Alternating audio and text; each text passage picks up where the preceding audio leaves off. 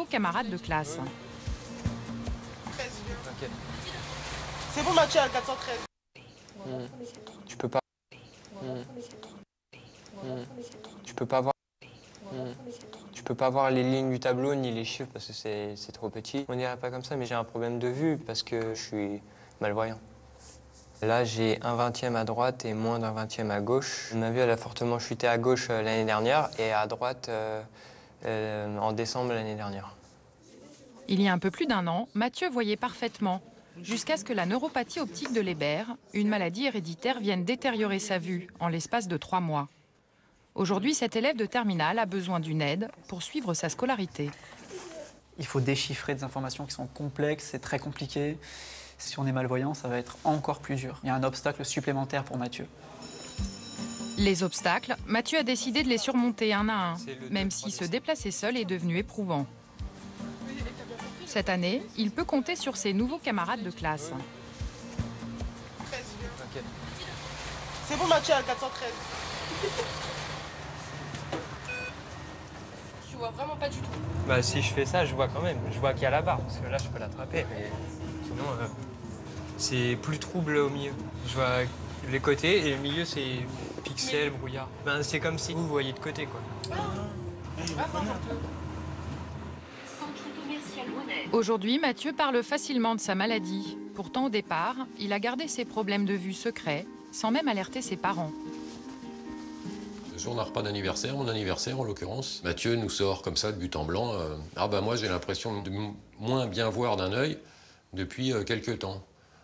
Donc on s'est tous regardés, connaissant la maladie qui existait déjà dans la famille. Et on a fait un test tout bête avec une bouteille qui se trouvait sur en lui faisant voir l'étiquette. Et là, il nous a dit que non, il n'arrivait pas à le lire. Et j'ai lâché, les nerfs ont lâché. Et c'est Mathieu qui me tapait dans le dos, qui me frottait dans le dos en me disant c'est pas de ta faute, papa, ça va aller, t'inquiète pas, je serai fort. C'est Mathieu qui m'a consolé. J'y repense souvent à ce moment-là, c'est dur. Pour moi, c'est un gamin qui est super fort. Il est courageux, il a plein d'ambition, il ne se laisse pas abattre par sa maladie. Il continue à vivre comme avant, il m'épate. Quand il rentre, il se débrouille tout seul. Pour garder son autonomie, l'adolescent a mis au point quelques astuces. Et dans son placard, rien n'est laissé au hasard. Par exemple, celui-là et celui-là, qui sont de la même couleur. En touchant, je vais les reconnaître aux boucles de ceinture. Celui-là, il est enlevé, donc je sais lequel c'est, alors que celui-là, il est pas enlevé. Je peux continuer à choisir mes vêtements tout seul, tout le temps. La télécommande, je la mets là, avec celle du DVD aussi, qui est là, pour comme ça, elles sont à leur place et je sais que je les chercherai pas à chaque fois dans ma chambre.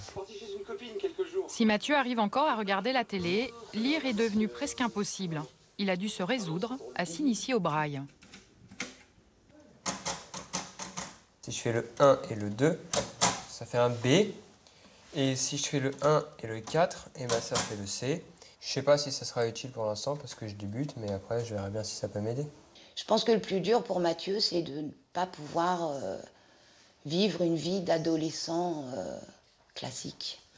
C'est l'âge où on doit s'éclater avec ses copains, c'est l'âge où on veut sortir avec ses copains, où on veut faire plein de choses tout seul. On peut faire des choses seul, mais pas tout. Je pense qu'il aura du mal à l'accepter à un moment ou à un autre. Mathieu a une passion qu'il partage avec son frère Théo, le foot.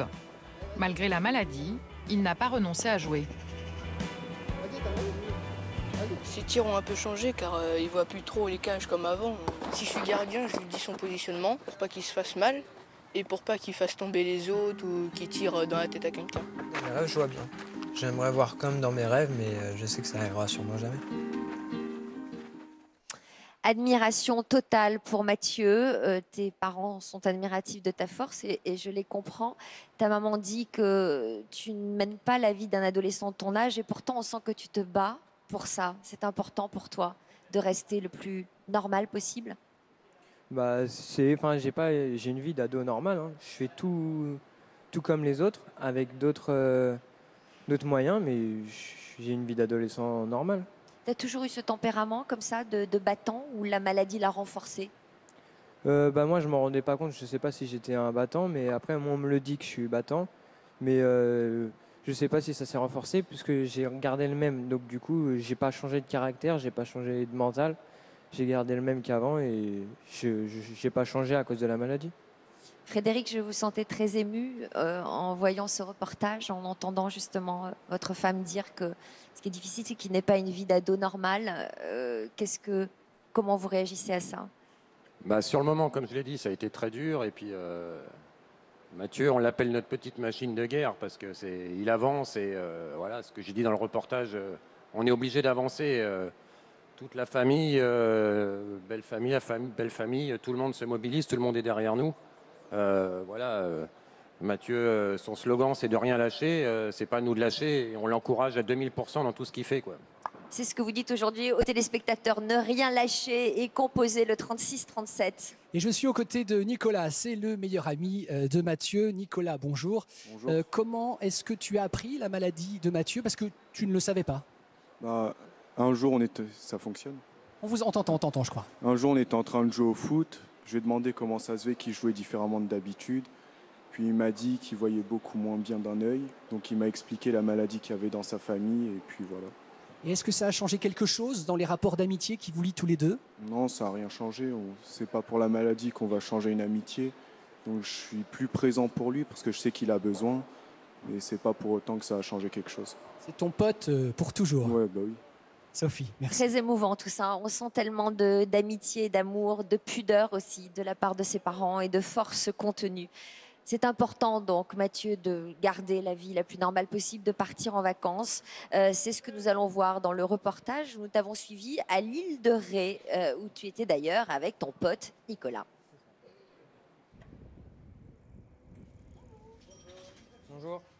Ah Mathieu, ça y est? Ça va? Tu es en vacances? Oui, vous? Depuis quand? Tu viens juste d'arriver là? Ouais. Salut! Il y a pas longtemps. Bon, ça va être des super vacances, Oui. alors je sens ça. Ouais, Hein? moi aussi. C'est bien. Depuis qu'il est petit, Mathieu vient dans ce camping de l'île de Ré avec ses grands-parents. Cette année, les habitudes risquent d'être bousculées pour l'adolescent. C'est son premier été en tant que malvoyant. Peut-être que tout sera pas pareil comme avant, mais je vais m'adapter pour tout ce que j'aime. Je vais le faire et je vais trouver une solution.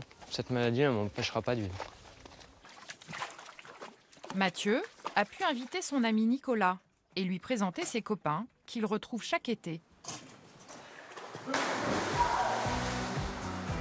Et cette année, les vacances commencent fort. Direction la piscine, accompagné par Théo, son frère. Je vois les différences. Heureusement qu'il le vit bien. Je m'interdis d'être triste pour lui, parce que je vois qu'il est bien. Donc moi, je suis bien aussi. En gros genre ou... À côté des Colombières. Théo, il est très prévenant pour son frère. Il a l'œil et il me dit toujours, tu sais, quand je suis avec lui, t'inquiète pas. Mathieu a l'air de vivre comme avant. Il donne l'impression, mais la maladie est là. Hein. Malheureusement, il y a des choses qui sont restreintes, il y a des choses qu'il ne peut plus faire. Mathieu ne pourra plus enfourcher son vélo. Pour continuer à pratiquer ce loisir incontournable à l'île de Ré, il a trouvé une solution, le tandem. J'en ai jamais fait, donc c'est pour continuer à bouger avec mes copains sans qu'on m'emmène en voiture, sans qu'on m'accompagne. Du coup, on va à quelle plage alors? C'est la première fois qu'il va à la plage tout seul, donc les escaliers, Il n'y en a pas d'escalier. Oui, mais peu importe, s'il y a des escaliers, il faudra faire attention. Non, mais vous inquiétez pas, ça va aller de toute façon, on fera attention comme d'habitude. Et le premier à ouvrir la voie à Mathieu, c'est Nicolas. Depuis qu'il ne voit pas, je fais en sorte de le guider. Donc je suis très attentif à ce qui est autour de nous, alors qu'avant, je ne faisais pas attention. Je remplace ses yeux, on va dire. Au revoir. À tout à l'heure. Allez, au revoir, amusez-vous bien. Attention, soyez prudents. Hein. Ce qui m'angoisse pour Mathieu, c'est qu'il a un accident. Ce sont des jeunes, hein, on ne peut pas non plus leur donner la responsabilité d'un autre ado. C'est dur pour eux, mais je pense que ça va bien se passer. C'est super facile le tandem.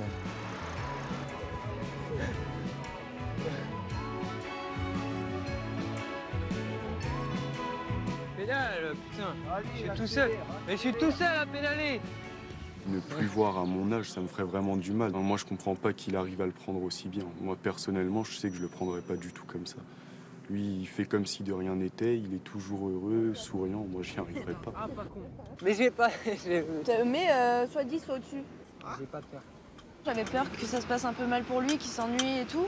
Mais finalement, il est courageux, ça se passe plutôt bien. Et on peut faire exactement les mêmes choses qu'avant, c'est ça, c'est plutôt cool. Pour lui surtout. Moi, je sais pas du tout vers où elle va, cette maladie, parce que ça peut changer d'une personne à l'autre. J'espère que plus tard, j'aurai ma vie de famille, mon permis, conduire ma voiture grâce à la recherche.